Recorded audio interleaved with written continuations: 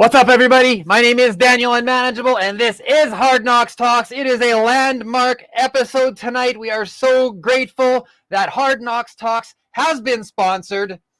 Thank you, Prairie Sky Recovery Center, for getting behind this project and giving us a little push. We appreciate you guys doing your work out there in Wilkie. Let's see. So, something happened. We are now streaming in 1080p, and I lost the connection with the WeConnect page. So if you're watching the WeConnect page, you already can't hear me, but I'm just saying that I don't know what happened. Hopefully y'all Hard Knocks page or to YouTube. So anyways, tonight's guest, Kayla MacKay. Kayla MacKay. Oh, I did it already. I think it's Kayla. We're going to go with Kayla. Is the co-founder of Saskatoon's only private outpatient treatment center, and her journey to get to where she is today is amazing, to say the least. And we're going to meet her right after this.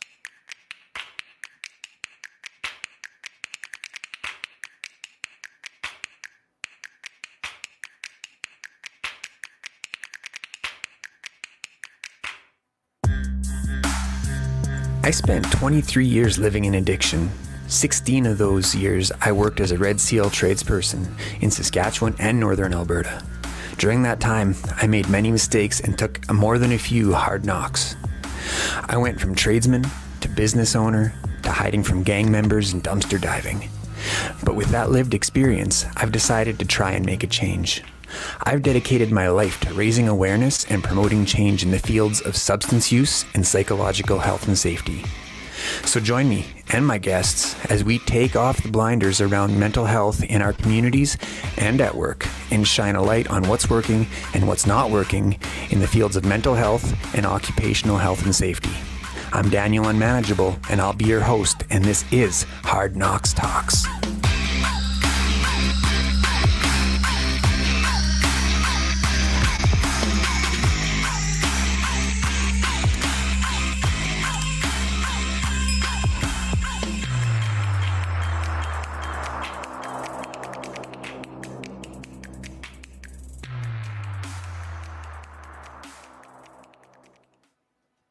Okay, so let's get rid of this and let's see if we can find Kayla.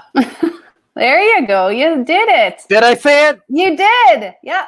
Hey, Kayla, how are you? Not bad, are you? What if I call you Kayla? Whatever. I mean, you're working on it. I truly am, like, at the very foundation of who I am. I try to remember. For all of you that don't know, I have been messing Kayla's name up since we met a short while ago, and it's been quite frustrating for me. So anyways, how are you feeling tonight? Nervous as shit, to be honest, but here we are. Yeah? Yep. Yeah. Don't worry. Those nerves will settle down in a few moments. I promise you this. Are you ready for the flashback? Yep. Let's get it.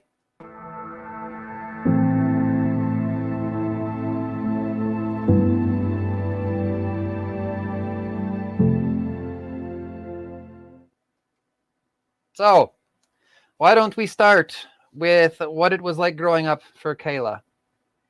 I grew up, I guess, in what we would call a normal middle-class family. Both my parents worked. Both my parents had really good jobs. But I think what kind of was different for me is my first memory as a child is standing in the kitchen. My dad was cutting up apples and I was getting a glass of water or something. It was before bed. And my mom had come home from work and asked my dad how many beer he drank. And I was like maybe 6. Yeah, I would have been 6 because my dad entered into recovery when I was 6.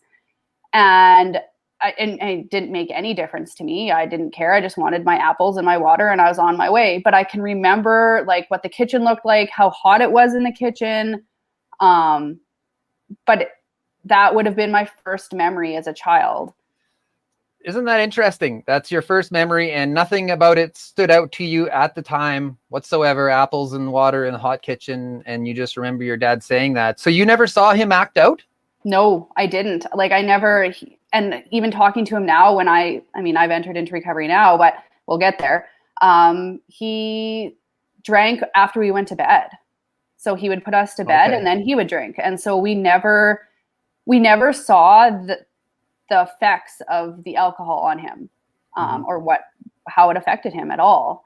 I'm sure there was. There had to have been, because he entered into recovery. So we don't just stop drinking because we're having a deadly time. Yeah, we're this is awesome. Let's go to the rooms. Yeah.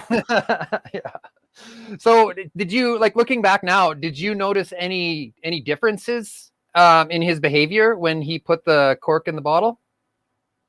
No, because I don't have a whole lot of memory of my childhood till I'm like about 10. So like that till like 10. And then my dad was like super active he was the baseball coach and the hockey coach and part of the community association, and like anything he could be a part of, he was a part of. And I knew even when he was drinking? I don't know. Like, yeah. Prior to that, I have no idea. I just know after, what I remember of him after, that was who my dad was the active parent, being the coach and the cheerleader on the sidelines if he wasn't coaching, and the community member and part of the OH&S at work. Like he was. That's he was OH&S? Yeah. Sounds like a cool guy. You probably get along with him. Maybe we could go tell people to put their safety glasses on together. Yes. Now that's a party. Everybody loves those guys. Oh yes. So what were your relationships like in school growing up? Growing up, I had lots of friends. I got along with everybody. But I did feel like I had to always kind of sugarcoat things. I was always a people pleaser. I didn't want people to question who I was or ask questions. So I just kind of agreed and went along, which ultimately got me into some shit when I got older, but here we are. But yeah, I didn't have problems making friends I was still friends with a lot of the people I was friends with in elementary school. So that wasn't an issue. But I do remember in about grade 5, and we kind of talked about this before, I had this one teacher, and I always liked to work ahead. And so I did. And I remember her calling home and telling my parents that I needed to stop working ahead because it was causing more work for her. And at that point I was like, well, fuck it. Like, what is the point? I just don't care anymore. And so I just kind of stopped caring about school at that point. So it was like the one thing that I really cared about. And then I just stopped caring. Mm-hmm. So when did you start drinking? Like, when was your first drunk? How old were you? Grade 7. Yeah, okay. We stole, all of us friends kind of stole some alcohol from our parents, and we went to another friend's house and we all got drunk, and it was a good time. Like we had fun. Yeah. At least when you have fun in grade 7. What was it like though? Was it like, like you felt the warm blanket? Were you like, oh yeah, I'm home, this is it? Like, yeah, because I didn't give a shit. Like, I didn't have to hide who I was. I could be the loud, fun person, and that's who I was. And I felt like I hid that a lot of the times. Mm-hmm. So did that turn into like a weekend thing right away? No, like I wouldn't say that happened actually. And I know that didn't happen until about grade 9. And that would have been after, so the summer going into grade 9, I was sexually assaulted. And I never talked about it. I never disclosed it to anybody. I got this mentality.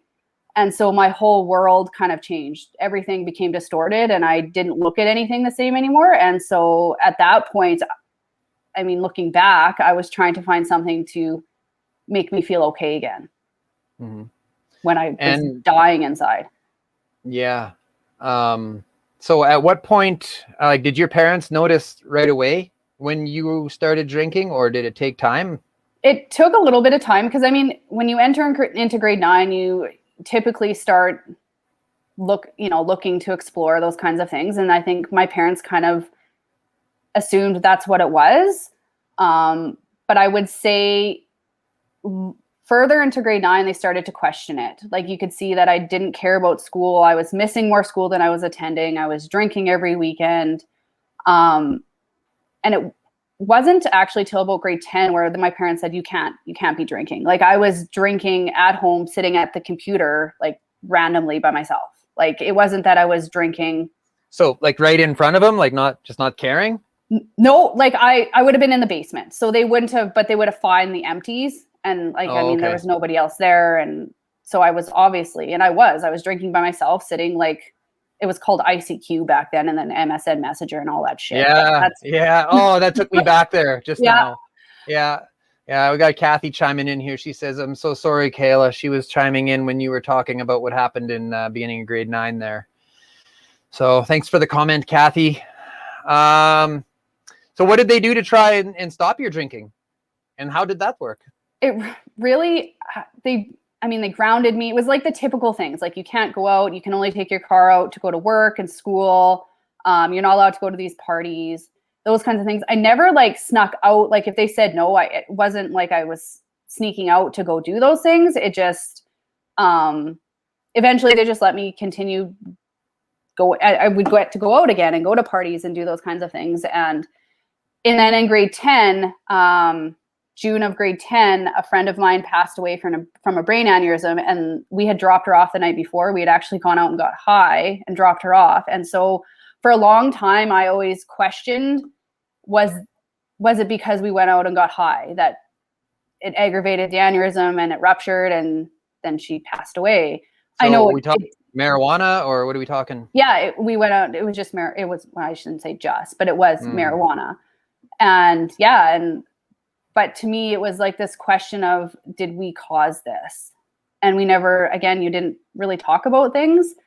And around the same time is when people started to find out that I was sexually assaulted in grade 9. So then all of that kind of came back. I had talked about it to a friend. She asked me what was wrong in the change room at school, kind of disclosed to her why I was like kind of down and feeling a little bit depressed or anxious. And then somebody else heard and told the teacher, and they have to legally disclose that. Like they have to report it.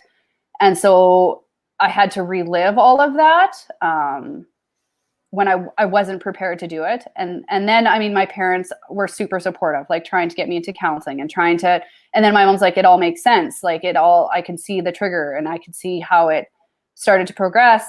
And as much as she pushed, I pushed back because I was so shut down. Like I said, my world was distorted. I was already using sex to kind of get what I wanted because I had dissociated sex from relationships and love and connection.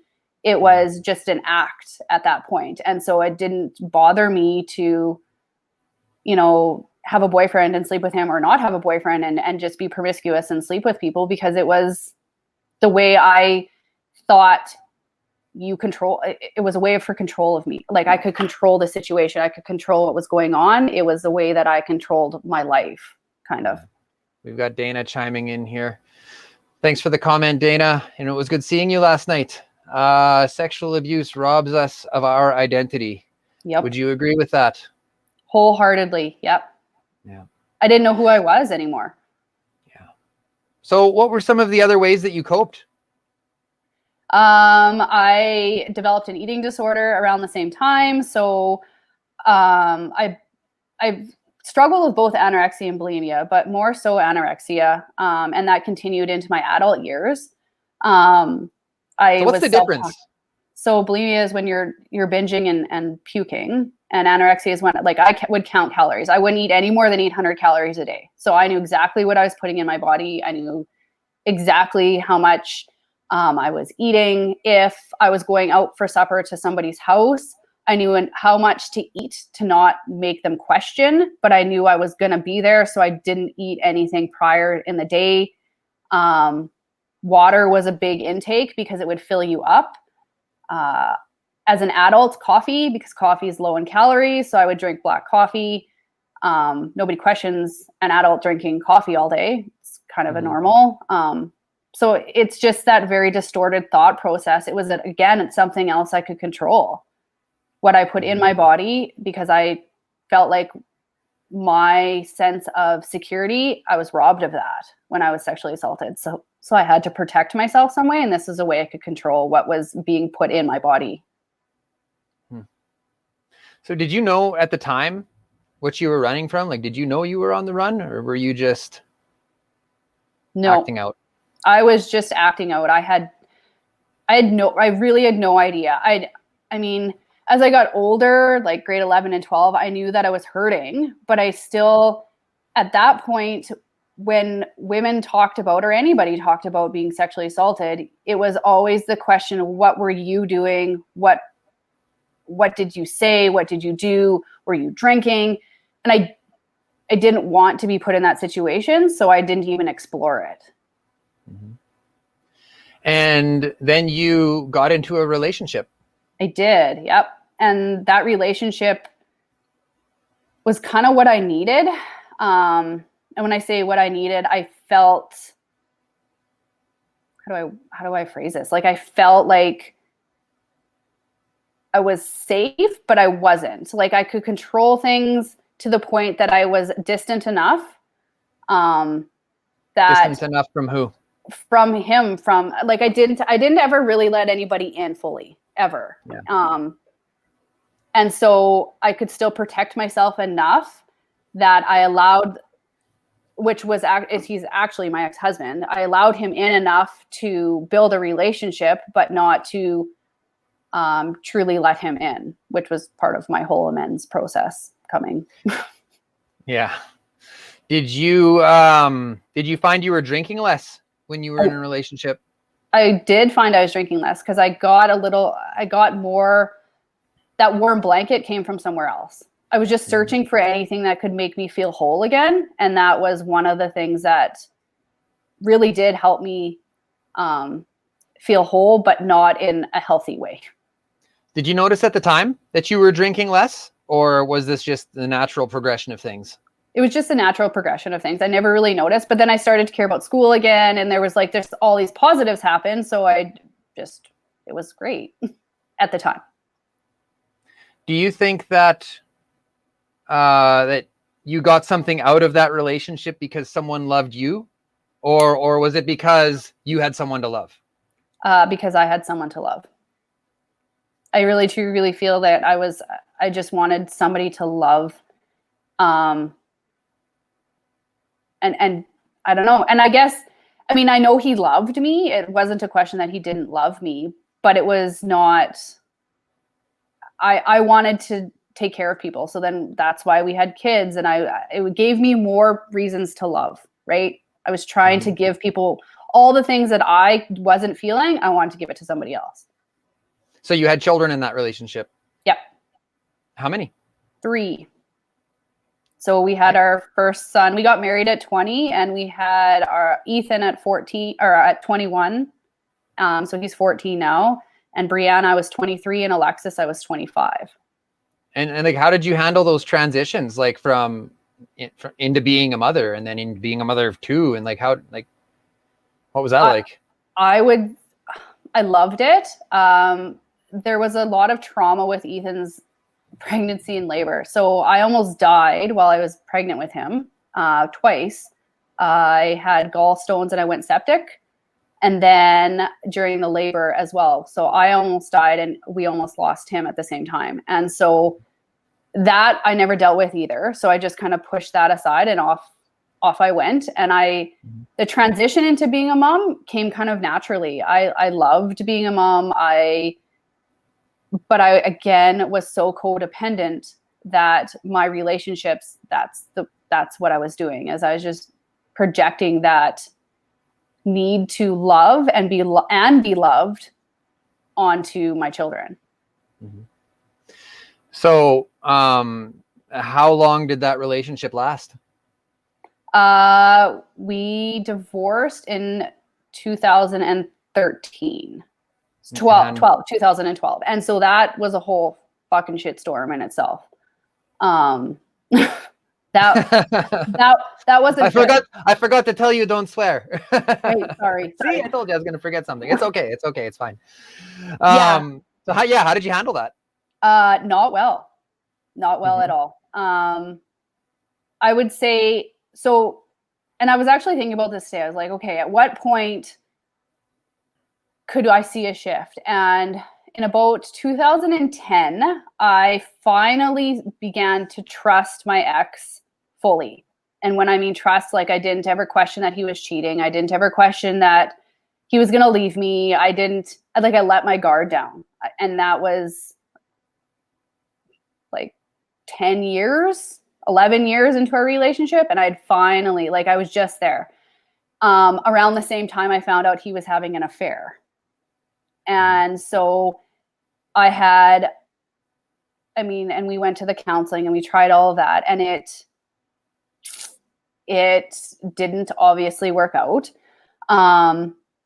And during that time, I had her family also calling me, telling me that I needed to end the relationship. And not my relationship with my ex-husband, but their relationship, because like I had control over that. I'm not really sure. Okay. And so I was afraid to pick up the phone because they were calling. I had to change my cell number twice. I had to, I was afraid to pick up the house phone because they were calling from work. So I didn't know who was calling. So there was a lot of trauma. I was diagnosed with PTSD, and betrayal trauma was part of the diagnosis as well. And I didn't know that was a thing. It is a thing. And so it's typically when people, the betrayal is part of the affair. And so it's just another piece of it. But then I realized that everything, and I hate this saying, everything happens for a reason, but it does. And it really does.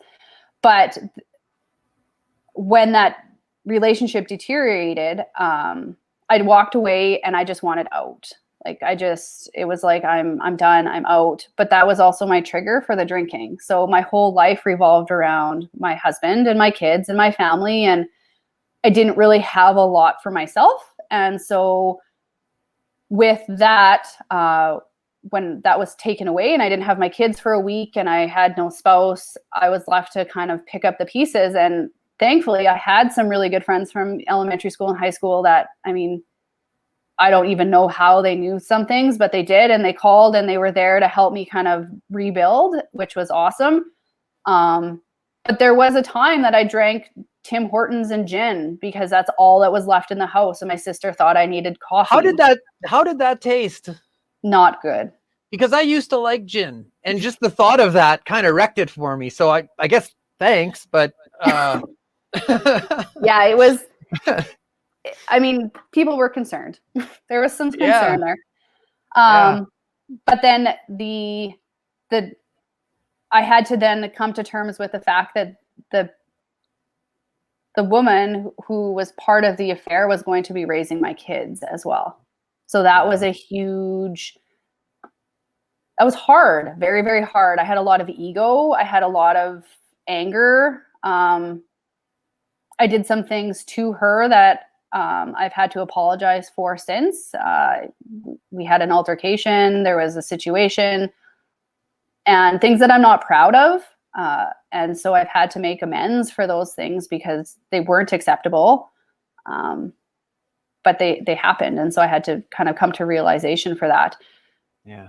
But I do want to say that that particular person has stepped up and she is my kid's other mom. Like, she is amazing, treats them like her own. We attend like doctor's appointments together as a family. Like it is, we've worked hard to get where we are. And that's a lot of that is because I had to let my own stuff go. I had to let my own ego go and accept that somebody else can do what I can do for my kids when I'm not there. And even when I am there, like they're both, we've grown. So are you ever in the same place at the same time and your kids do something rotten and you both yell at them at the same time? Mm-hmm. Yeah. And then do you high five? Like, yeah, we yelled at him. Good. No, but we probably should. That would be funny. The kids would look at us like we were insane. So did all of this going down, the relationship ending and all of these challenges, did this affect your eating distortion? Yes, it did. So I reverted back to all of the things that I could control, and I learned very young that I could control. So I, again, went back to the anorexia. I really limited and counted calories. I drank excessively, but I drank only when I didn't have my kids. So the weeks that I had my kids, and this is why it never triggered for me that I actually had any kind of issues, because I could have one, like if we went out for supper, I could have a beer and be totally fine, or have no beer and be fine. But when I didn't have my kids, it was like I had a get out of jail free card, and I would go. It got to the point that people didn't want to go out with me because I would continuously order drinks. So they'd go to the bathroom and I would order more drinks, and then we would sit there and drink them. And it was, it became a lot. Problematic. Idle hands. And I was going to school full time at the same time. I decided I was going to go back to school. Hang on now. So at what point, okay, so you had the separation, and at one point you had to go to Jamaica. Yeah, we did. Let's talk about that for a minute. Yeah. So, August of 2012, I found out about the affair, and we started with the counseling and stuff.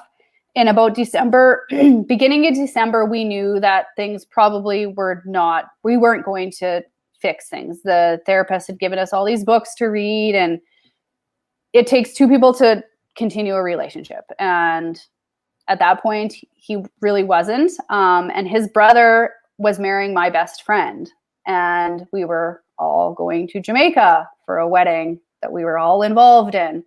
And so we went to Jamaica, and we didn't tell anybody that we were not together anymore. So we stayed in the same hotel room. We did everything like we were still married. Meanwhile, he's calling his girlfriend in the lobby or emailing her or whatever. So it was not a great trip to Jamaica. Not something that you would be like, that was awesome. I loved that trip. I mean, I had a great time, but yeah. Oh, and okay, and then you end up in school. How far from the separation until you went to school?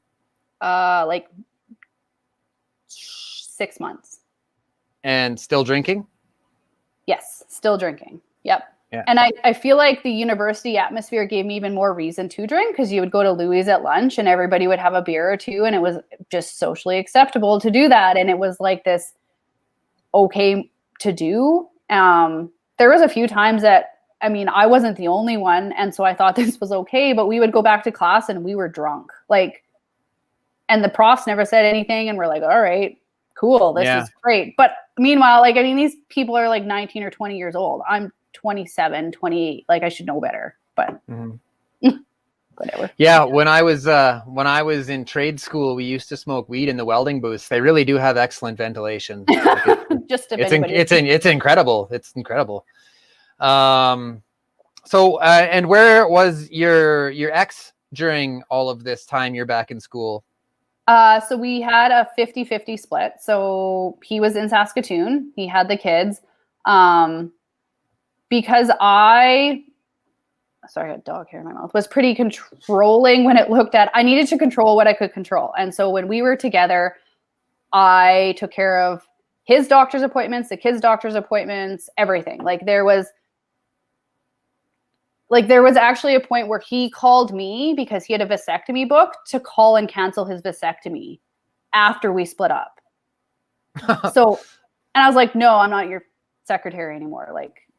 Get your girlfriend. But so he wasn't overly involved at that point because he didn't really have to be. I didn't ever make him or force him or say that you're a dad, let's do this. And so he really wasn't overly engaged. And I think that's where I realized that his girlfriend was like a freaking savior, because she wanted to be from the beginning, which I was a little bit upset about. I mean, obviously, but she really was there for the best interest of the kids. And I really can't thank her enough for that. She was. Mm-hmm. So during this time when she did step up, did you realize, you didn't realize at the time, how long did it take that relationship to develop into something positive between you and her and him, for that matter? Probably 4 years. And I would say I would say that was after I made my amends to him. So we've got a comment coming in. Nikki Giles, thanks for the comment. Thanks for chiming in. She just wanted to say that she's proud of your courage. Thanks, Nikki. I went to high school with her. Did you? I did. Thanks for watching. Thanks for watching tonight, Nikki. How was school? School was, I mean, like you took on like 7 classes or something crazy. How tell us about that. Yeah. So when I applied to SUNTEP, which is Saskatchewan Urban Native Teachers Education Program. And when I went and met with the director, I said to him, I'm going to finish this degree in 2 years. And he said, there's no effing way. And I was like, watch me. Challenge accepted. And I did. I finished just over 2 years, a 4-year degree program. But I took 7 classes each semester. And in the summer, I took the max I could take it through the University of Saskatchewan. And then I took classes through the University of Athabasca to double up. So University of Saskatchewan couldn't handle you. So you're like, I'm going to go over here. And they probably were smart when they say you can only take so many classes in the spring and summer, because you're like, screw you, I can't. Yeah, I'm going to go somewhere else. But that's not addictive thinking. No, not at all. No. So, okay. So you're plowing away at seven courses per semester, 7 classes per, and being a mom.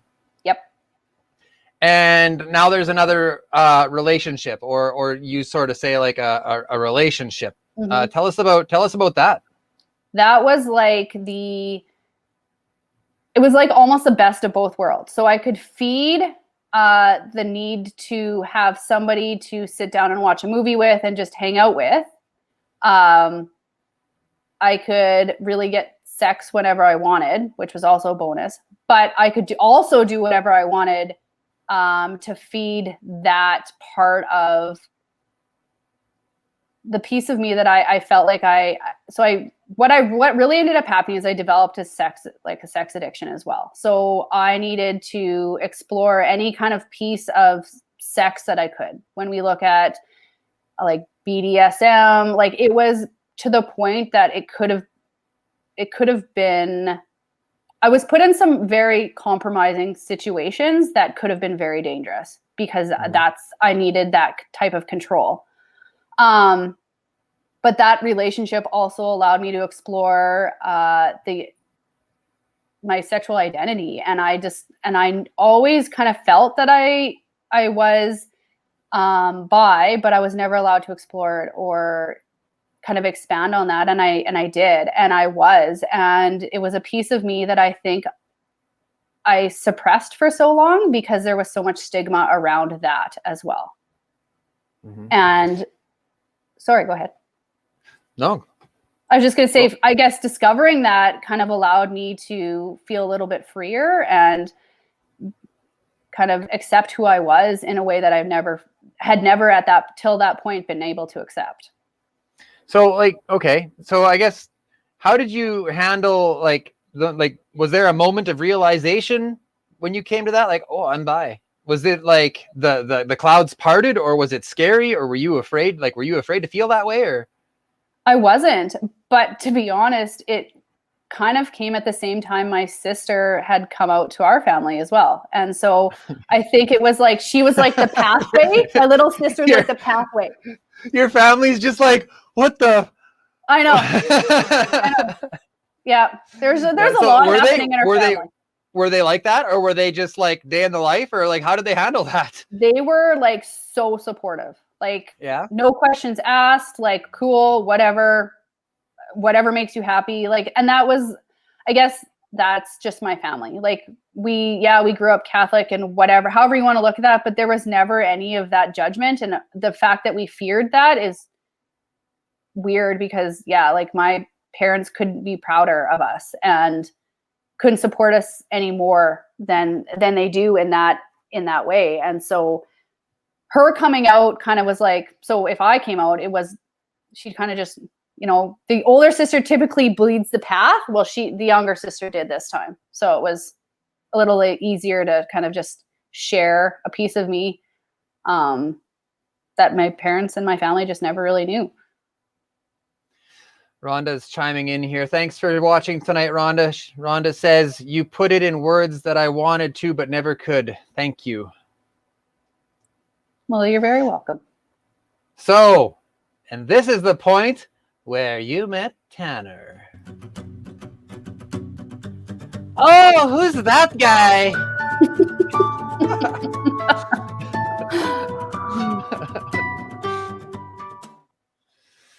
So, how was that, the day you met Tanner? Yeah, so I met Tanner, believe it or not, on Tinder. Who is the other co-founder of Possibilities Yep. Recovery Center in Saskatoon, outpatient treatment center. He is, yes, and he is the reason why I am in recovery. And Tanner's what is that? I don't know, it's some sort of Oh, that's a guy lifting weights. I don't know why you're doing that, Tanner, but thank you for the guy lifting weights. Anyways. Yeah, so Tanner was already in recovery for a year, and so like out of respect for him, I didn't want to drink in front of him, and so I didn't.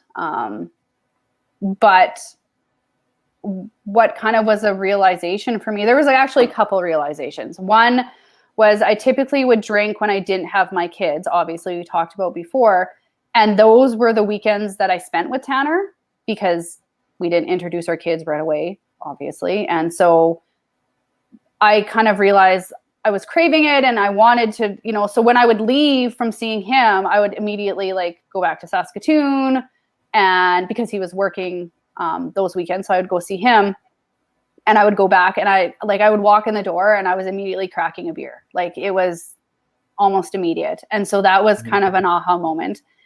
And then him and I had gone to a concert on the 24th of April, 2015. And I was drinking and he'd said something to me that the smell of the beer was triggering to him. And I was like, oh, I'm such a biatch. Like, what am I doing? Why could I just not drink? Like there's all of these thoughts were going through my head.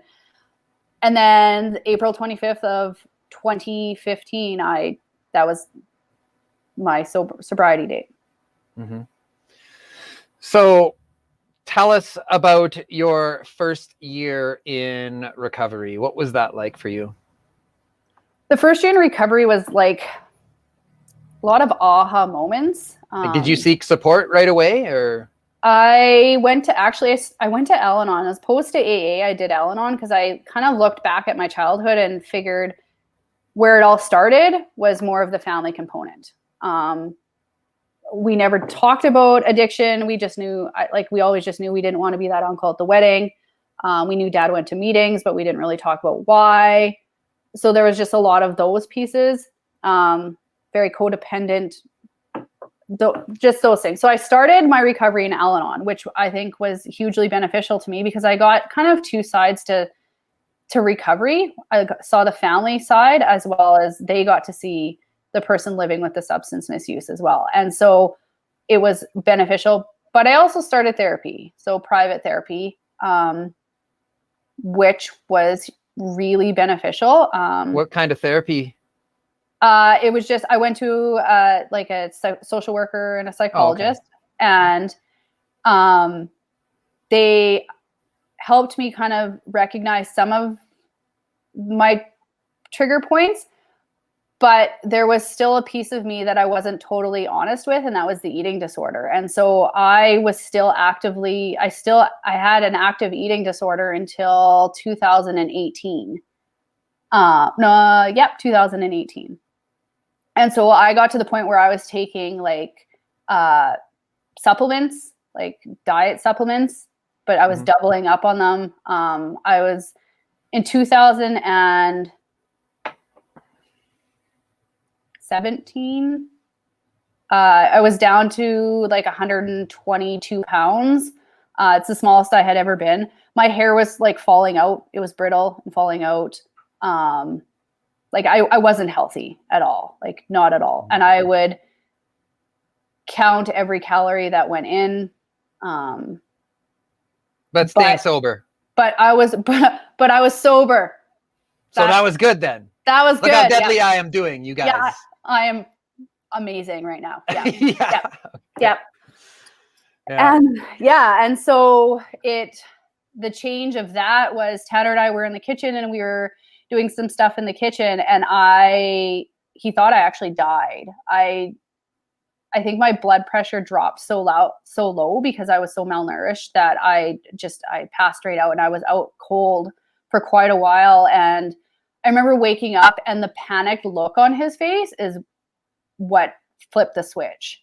Like, I was like, you're hurting somebody that loves you. What are you doing? Like, what are you getting out of this? And so then that's when I started to kind of dive more into the eating disorder. And now I still have disordered eating. So when I'm stressed or anxious, it's one thing I can control, and that will be the first thing to go. And so I will not eat because I can control it. And so I have to consciously think, you have to eat, even if it's a little bit. And because if I eat too much, I get super nauseous. It's just like I have to put something in, because then I know that it's almost like you're going to be okay moment. Like it's going to be okay. But that's the first thing that I see going. Like I don't often crave booze. I don't none of, or sex or anything like that. It's the distorted eating comes back almost instantly. Mm-hmm. Oh, how did Possibilities Recovery Center come out of all of this? Well, Tanner and I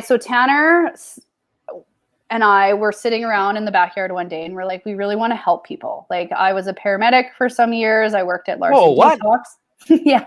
Oh yeah. Sorry. I was a paramedic When did this happen? 2004 till 2006.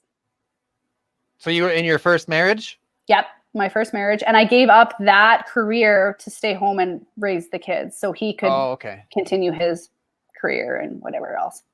Okay. So that we wanted to help people, kind of give them what we had and how and what that looked like, and help them achieve a goal that they set out to be happy and healthy. And I mean, that doesn't look the same for everybody. So how do you do that? Well, we were like, let's open up an inpatient treatment center. Okay, great. It's very costly, hugely costly. There's just... How costly is it? Oh, like millions to start an inpatient treatment center. If you build it from scratch, you're looking at probably about 20 million. Yeah. To get one that has like detox, the inpatient, and then like what we need. Yes. That would be about 20 million. Yes. Before we carry on, I just want to let our viewers know that we are going to be moving into the viewer's voice here in a little while. So please, if you have any comments or things that you would like to say to Kayla or ask her, that's coming. So get ready. So where are we here? What was it like? And so how long did it take from the time you're like, let's do this, to the time you actually opened the doors? We incorporated as a registered nonprofit, July of 2018, and we opened Possibilities doors February 3rd of 2020. So 2-ish years. I'm not good with math. It's not my area. And were you guys working jobs during that time? We were. So what were you doing? I was working full-time teaching, and Tanner was working full-time in the oil field. So yeah, it was busy. No doubt. What was it like the first day you opened the doors? Scary or happy or what? Scary, surreal that it actually happened. I guess surreal, but more frightening because, okay, now so Tanner at that point was still working full-time in the oil field. So he was doing all of the business management side on his days off. I quit my full-time teaching job with the Catholic School Board and took on the program and ran everything daily. And we just assumed that there would be people lined up because there's so many people we knew that needed help and for substance use. And it just didn't look like that. It's a cost thing. Yes. Well, I mean, we had some clients, but it was like to get out of that obscurity and for people to know who we are. And there's a cost, right? Like we're a nonprofit and there's no support. And you're in a province where people can get on a waiting list and get these services for free eventually, and people just see that and like, well, why would I pay? Right. So there's a stigmatic barrier there that, but your wait lists are much shorter. I mean, and your services are good. So it must be tough, Do you think that plays a factor? Oh, totally. Yes. People don't want to pay for one. And two, a lot of times by the time people are reaching out for supports, they either don't have support from family that are willing to help them. They don't have any money because they've maybe lost their job, or there's lots of reasons as to why we wouldn't have money when we enter into recovery. So it's really hard to sell the fact that this program, what differs our program from others. And so that's where we have to explain to people, this is what our program is. I mean, it's 16 weeks long for a reason. We also have a whole year of support after.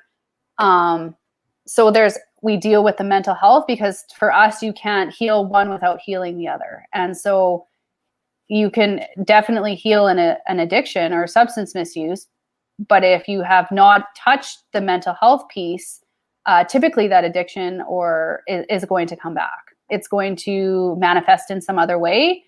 It might not be a substance, but it could be something else. Shopping, could be sex, behavior. Yeah. Oh, we've got a bingo. I had to put that up now because it wouldn't make sense in the the viewer's voice. Yep. Just like bingo, like thank you. Okay, so what else do we have here? Can you deal with concurrent disorders?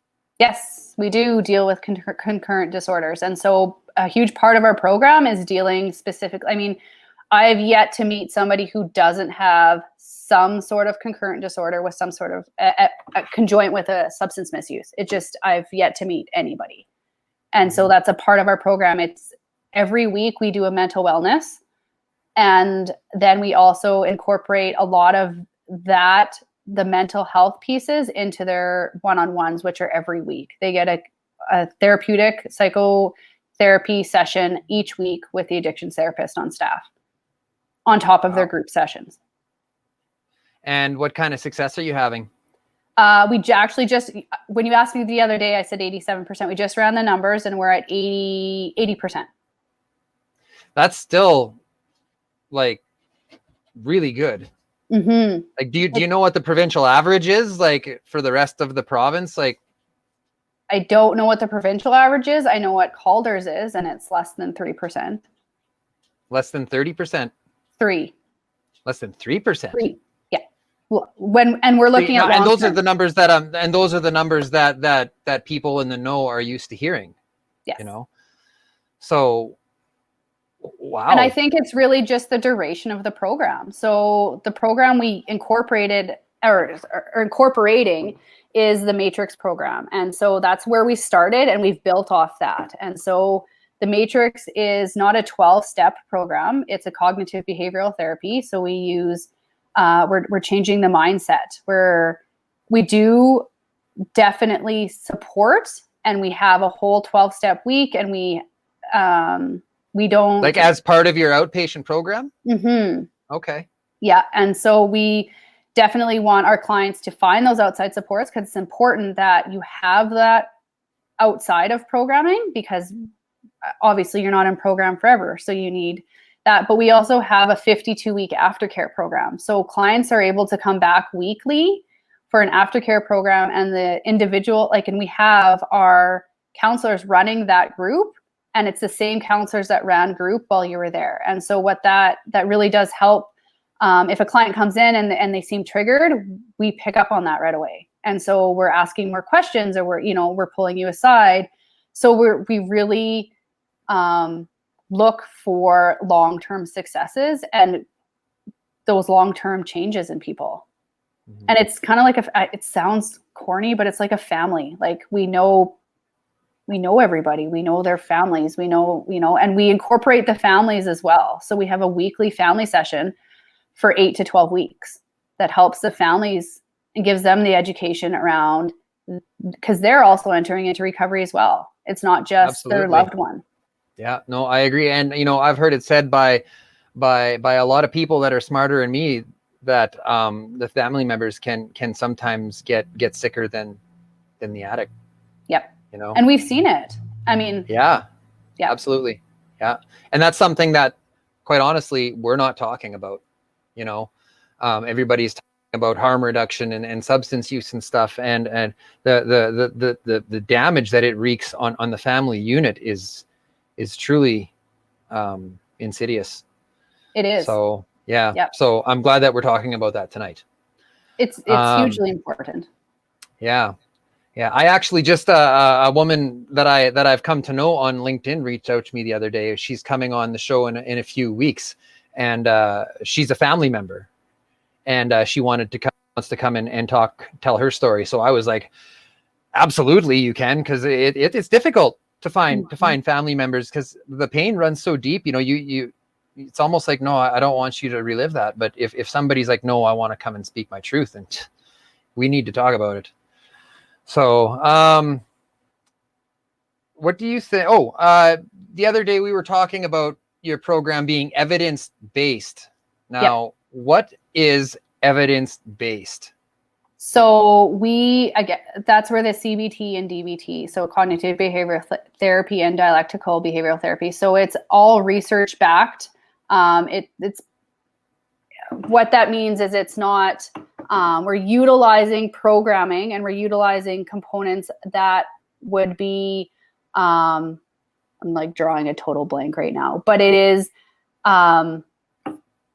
when we say evidence-based, sorry.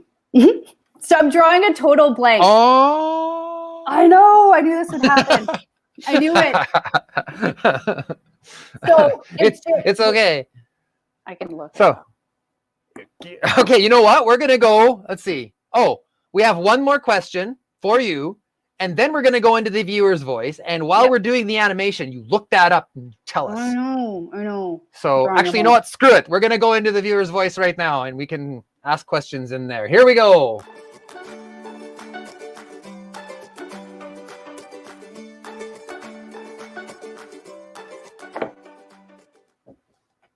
So what did you learn? This is what I learned. It is evidence-based practice is defined as a problem solving. So we are helping people see their problems, work through them. We're giving them tools and skills and coping mechanisms to change the thought process. Mm-hmm. So much like, I guess, when we look at, it's the thought stopping technique. So we're teaching people to look at the thought, look at the emotion attached to the thought, and change the outcome. Okay. Does that explain it a little bit? Yes. And also, Dana would like to chime in and say that you're human. And I would like to chime in and say that the only reason that we can get through this show smoothly is because I have 2 pages of notes right here. So there you go. Like, don't feel bad. We're all, So what have we got for comments here? There's one up here that came right at the beginning, and I just want to throw it up because it's deadly. When Tanner said, "Yay, Dan!" And I have to just agree with that wholeheartedly. Thank you, Tanner. You and Dan are like a bromance. Oh my God. He's so dreamy. What else do we got here? We've got Donna chiming in. Thanks for watching, Donna. Thanks for your brave candidness. I don't know if anybody knows. Is that a word? Did she make a word up?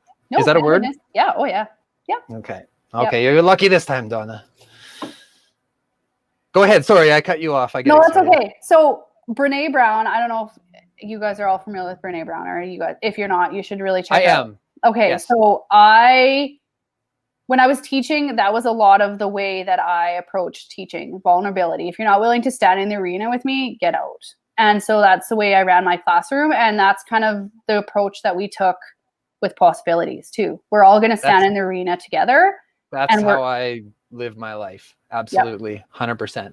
And I think that's why I decided, I agreed to do this, is because I speak that all the time, that I'm going to stand and, you know, and with our groups, I'm very candid. Like, I mean, they know questions, I'll answer, but I'm telling them to step out of their comfort zone. And so here we are. Here we are. Face everything and rise, right? Yep. Kathy wants to say, yay, Al-Anon. It is really a great, and I do recommend it to families. Like, it is a good support. It's a good option. It is. Unlike other things, other programs, it's not for everyone. No. But it is certainly worth looking at seriously. Well, and I mean, there's Smart Recovery for family as well. So I mean, if you're not, that's a family thing too. Yeah, they do have a family one. Yep. I need to look more into Smart Recovery, because truthfully, I haven't yet. Like, what works for me, I can quote pages of books and stuff like that. Mm-hmm. But you know what I mean? Yeah. So Dana's chiming in. You are such an inspiration, Kayla. Still, and I am so grateful to have crossed paths with you. Oh, Dana, you are an amazing human. She's such a peach, eh? Oh, seriously. Like, the moment I met her, I was like, I just love you. Yeah, and even when she pisses me off, I remember this one time. Okay, Dana story. Okay, I remember this one time. Dana and I are sitting in a church basement, and we're eating tacos, and she said something to me, and it made me so mad. I don't even remember what it was. I don't remember what she said. I was that mad. You're just mad. And I remember thinking, this bitch is lucky that I'm done eating my taco. So, Dana, if we're ever in a church basement eating tacos again, you got one coming. So, watch out. Is that over the edge? No, I love it. Human. Yeah, I'm human. There we go.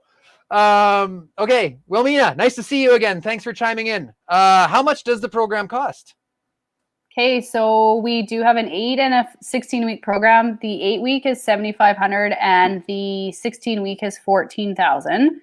We do have payment options, and so that's one of the things that's come out this last year is we've been able to apply for some financing options, as well as we do have the charitable account. So we do, and we are able to pull, and we do income verifications, and we do have 2 charitable spots for each group of 10. Which really does open the doors up for people if they can't afford it. Like, we really do want, regardless of your demographic, socioeconomic status, we want to help you. If you want it, we will find a way to provide it for you. And also interesting, that reminds me, we were talking about something We Are Warriors is doing. Yes. Right now. Yes. Let's talk a little bit about that. That's super interesting to me. Their GoFundMe site.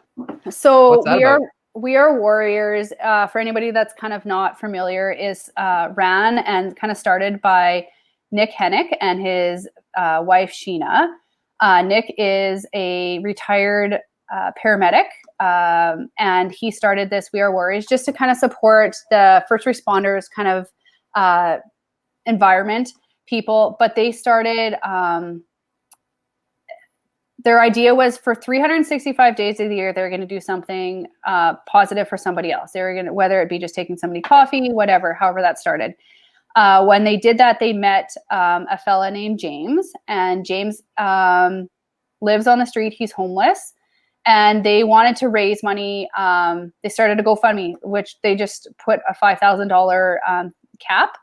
Or what they wanted to raise, just to help get him some more support and get other people some support, whether that be dentist, whether that be, some mental health supports, whatever it looked like. They've raised over $100,000 at this point. And so that money will be used to support individuals in kind of every aspect, whether that be medical, mental health supports, if we can help people get into treatment. It's a great initiative, and it's going to be used for the right things and to help people who really are kind of stuck in the limbo of our shitty system. Our broken system. Yep. Yeah. We've got Claudia chiming in. Thanks for watching, Claudia. That is so true about living in Saskatchewan, the home of Medicare. This is where it was founded under Tommy Douglas. Yep. Dana again. All I can think about is throwing tacos at Dana now. You're talking about Nick, and I'm sitting here trying not to laugh, and I'm just thinking about throwing tacos at Dana. Do you hold any sort of community meetings at your location? So at this point, we only hold, so to kind of introduce our clients into the 12 steps, we have a 12-step group that is for our clients. If there was somebody who wanted to run a community meeting that out of our space, we wouldn't be opposed to it. It would just be a communication. Yeah. Dana, are you? Anyways. Yeah. So we do, like, we have, we've had people approach us, and I mean, COVID kind of hindered a lot of that because you're limited to space and there's the cleaning protocols and all that jazz that have to go into that. But we are not opposed if somebody was to approach us and say, hey, like, we need a space for a meeting. What does this look like? And to having those conversations, because I think the more meetings and the more accessible things are, the easier it is for people to feel like somebody gives a darn about them, right? My mind is spinning about this already. That's a great idea. We will talk more about that. Where were we here? Wilmina, that stat speaks volumes. I think she's talking about your success rate, and it does speak volumes. That's staggering. Kathy's saying 28 days is not enough, and I could not agree more. You might as well just throw them right back in the frying pan.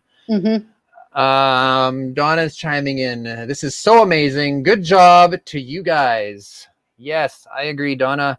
I got Dana. Emotional intimacy forms that bond that is so important. Holy cow, we got lots of comments here. Whoa. Kathy, Brene Brown, my fave. Yeah. Theron, what's up, Theron? Thanks for watching. Possibilities is like family, and I am totally for aftercare, which is super important for success. What have you got to say to that? Oh, we love Theron. Yes. He is, he is part of our family. Oh, and look, I made Dana's night. You won't think the same thing the next time we're having tacos in a basement. I'll tell you that right now. April, thank you for watching tonight. Thank you for your vulnerability, Kayla, and for providing this service that so many are in need of. Your story is so relatable. So happy to have gotten the reminder to listen in. And we're so happy that you did, April. Thanks for joining us. What do we got here? Nikki, Kayla, I'm sorry you went through the things you did. I knew about some. I didn't know about others. I wish I could have been there to help you more. I am happy to have been able to talk about your traumas and heal and move forward past them. I'm very proud of you and Tanner for your success. Thank you, Nikki. I'm not a very good reader. I'm not real good at reading and saying what I'm reading at the same time. So if I mess up your message, I'm sorry. I'm doing my best. Kathy, how does the program work for crystal meth addiction? Just wondering, because the province opened a treatment center dedicated to crystal meth down in Estevan this past October. Any thoughts?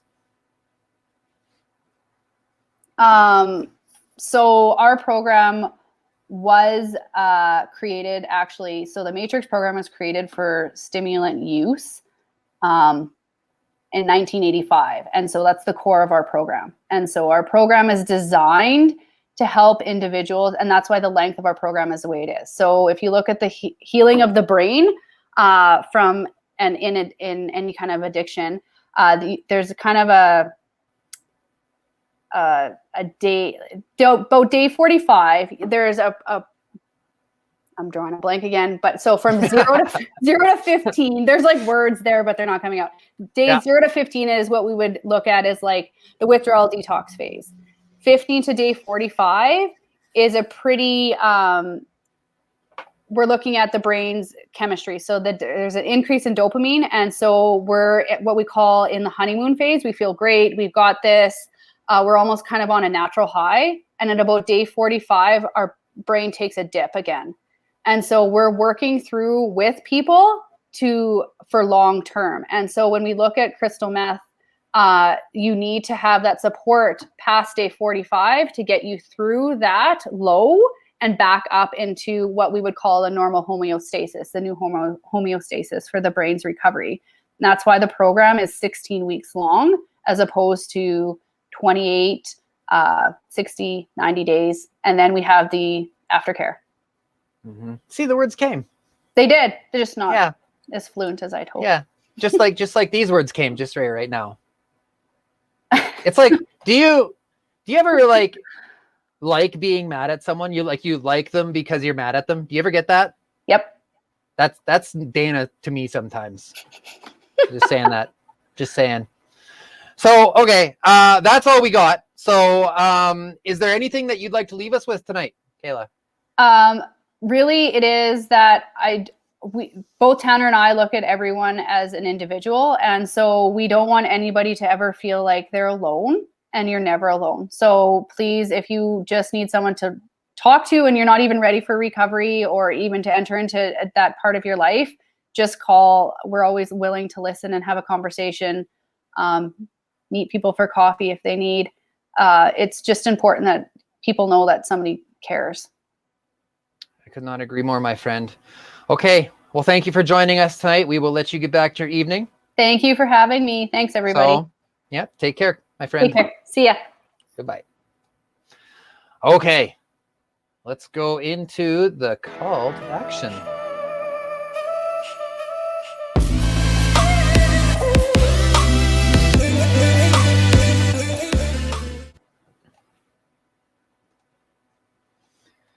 Okay.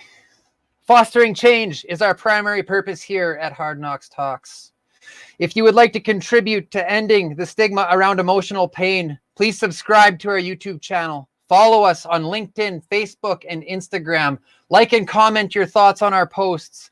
Let us not gather in an effort to showcase our leaders' shortcomings, as there are none among us without challenges. Let us come together with our lived and living experience as a resource that has the power to engage new thought processes, to promote new ideas, to broaden the spectrum of care, and to show the world that the lie is dead. We do recover, and we're here to show you how. Good night. Oh no, this one.